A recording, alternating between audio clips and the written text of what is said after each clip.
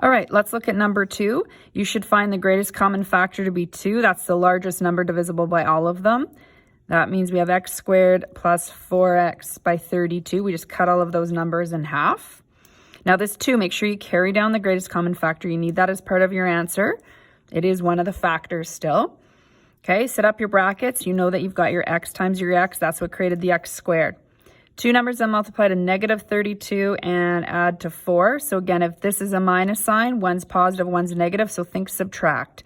So when I do that, I think of 8 times 4 is 32, so one has to be positive. Well, if this is a plus 4, you want the larger one positive, smaller one negative.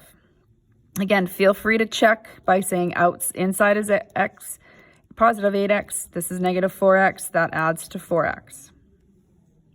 Let's look at number 3. You're going to factor out a 3. That's the largest number divisible by all 3 numbers. You're left with x squared minus 9x plus 8. Close the brackets. Open up your brackets. We know that we have to have x and x there.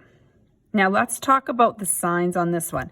If this last sign's a positive, but this is a negative, that means it has to be a negative times a negative to make the positive, and it's 2 negative numbers combined together to make a negative.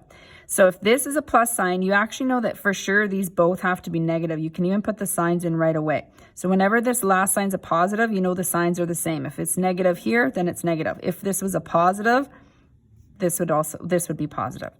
So think of 2 numbers that multiply to 8 and add to 9 would be 8 times 1, because 8 plus 1 is 9. So you're going to have 8 and 1.